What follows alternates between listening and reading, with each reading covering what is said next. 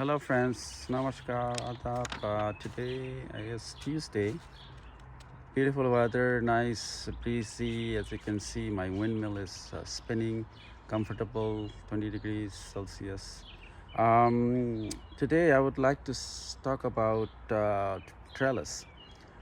And I used to have a wooden trellis. Um, when I first moved here about 22 years ago, this house, um, I used it a little bit of piece of wood here and there and made it of trellis because I was much younger, and I had all the strength to do cut and trim, saw. Um, but then I realized over the years there is a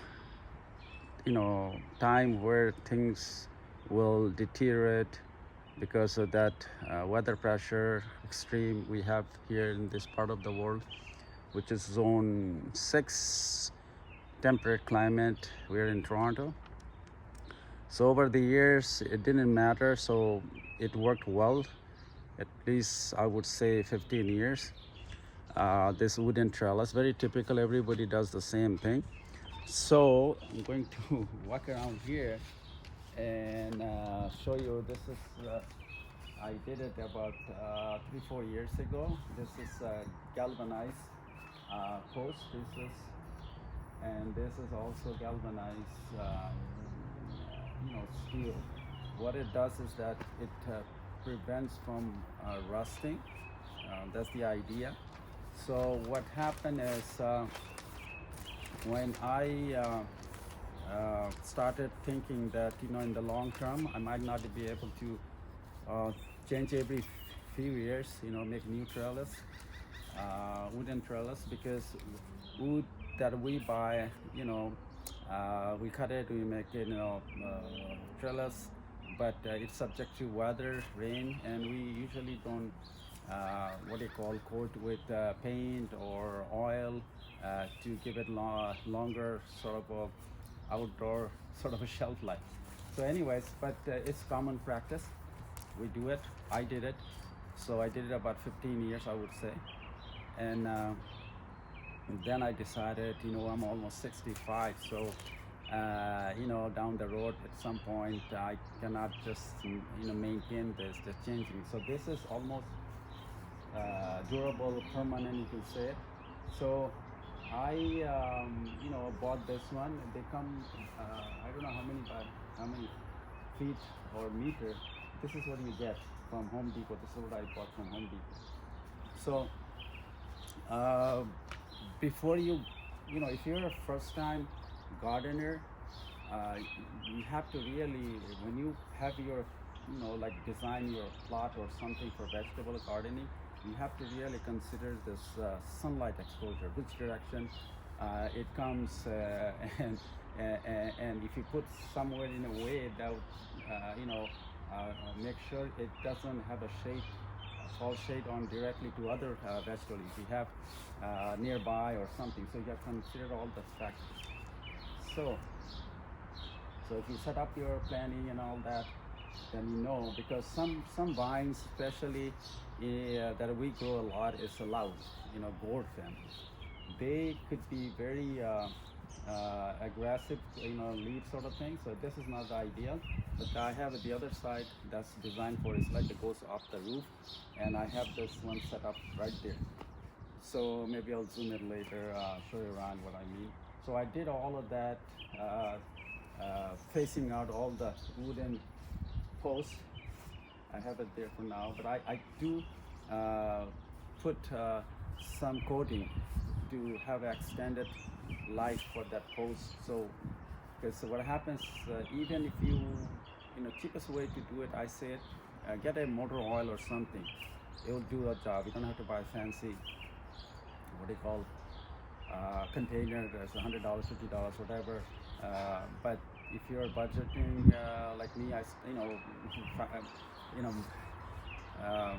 money is always tight. So first 10, 15 years, we had a little bit of lots of hands-on thing, kind of substitute for this, for that, generic, no frill, those kind of stuff you get around.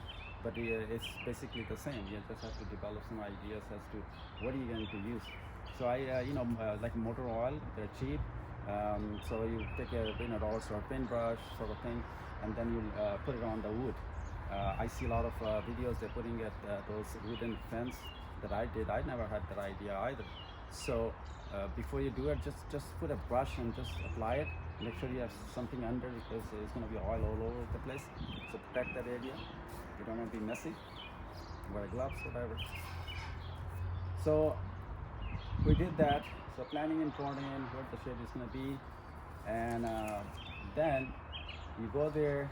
You also carry this one is also a little challenging depending what kind of car you drive. You big is fine, but these things carry they're very delicate. They can have a cosmetic damage to your interior of your car. So it's sharp. So I had a idea beforehand, so I prepared that way. So what I did is that my car doesn't have enough room, so I kind of fold it. Then when I brought it at home, I kind of hammer it and straighten out whatever the way I want it.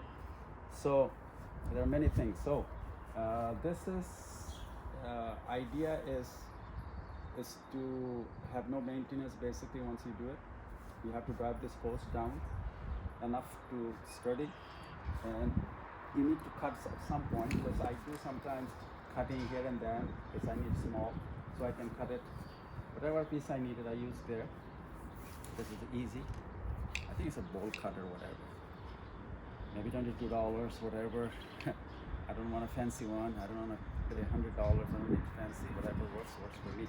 So, if you are, strong, like Arnold Schwarzenegger, you can just grab a small one and you can do it. But I don't have that much strength. This is key. So, anyways, this is you need it if you wanted to cut, adjust, size. That is very handy, breezy. Then you need something like that, all galvanized, so doesn't get rusty. Important. So these are clamps. Something like that. Different sizes, whatever works size. You need a plier, good plier. This is good one. Good grips. Okay, so these are the things you needed, but in winter country, when you have like snowfall, everything else, if you don't have this one, what happens is when the transition comes, rain or water, whatever, rain, freeze, snow, it gets in, it goes in there. Sometimes, not always, as we know, water expands when it freezes. Sometimes it can pop, believe it or not, even though it's so hard. How I learned it years ago, I have another one galvanized, but maybe the pipe was not too thick enough. It may not happen, but I like to have it on top. You don't want water to get in, but usually, yes, it could pop, but these are pretty thick. Got it from Home Depot. So these things you need. So they are sort of a permanent solution, as opposed to every few years you have to change it, repair it, fix it. And another thing is very important. When you are basically, I'm going to take this camera this way, so you can see what I mean. Support bar is very important. For example, these support bar that I bought, you want something doesn't bend, okay, very sturdy. Like I said, Lao, gourd, they could range from 10 to 20 to 25 pounds heavy. So if you don't have strong, sturdy, so this is, like I was saying, this is a wooden floor, but I put it, it's very nice, called Australian something, a bit expensive. It's like a oily paint that kind of what it does is it's kind of puts a coating over, so rain, snow, whatever the harsh weather factor, it doesn't really go and get to the wood itself. So the life, let's say, assuming this without putting this paint, let's say would last 10 years, now will last 15-20 years because of that. So the best way I said it, just simple as that. Get a motor oils, a quart or whatever, put it in a cup, brush from dollar store, just put it before you're putting it. That's good enough. It'll last almost double.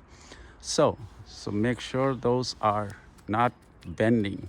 Those kind of things you have to buy. And then you can be confident that whatever you're doing is not gonna collapse on you. Drive this poles deep enough. See, these are all, I changed it, I phased out everything. They're all used to be wooden. These are all, I painted this. I don't know why I did it. Maybe I wanted the color.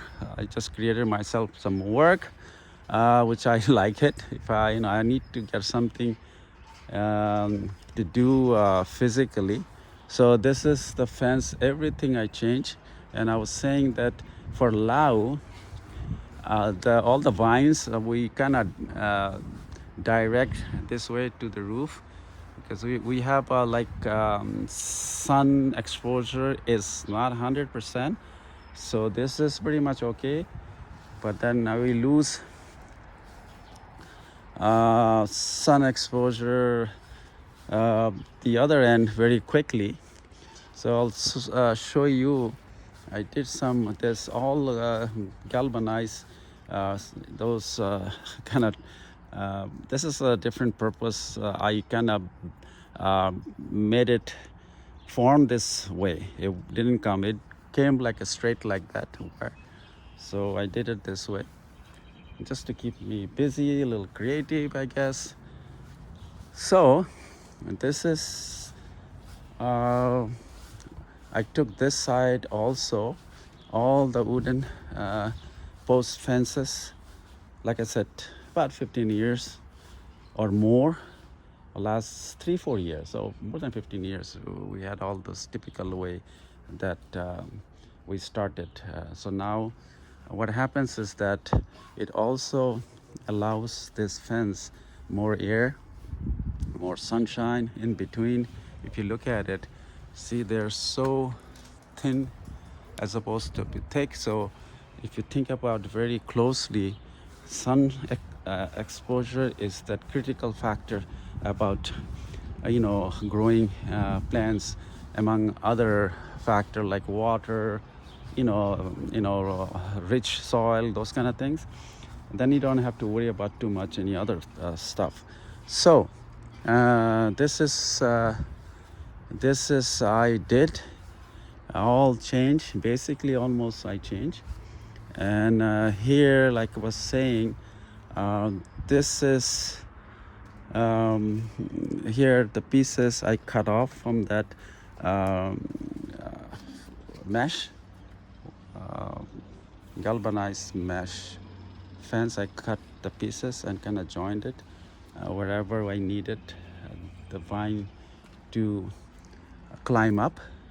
So I mean, it will rust because nothing is like 100% pure, but it is gonna last for quite a while, So sometimes I tend to spray with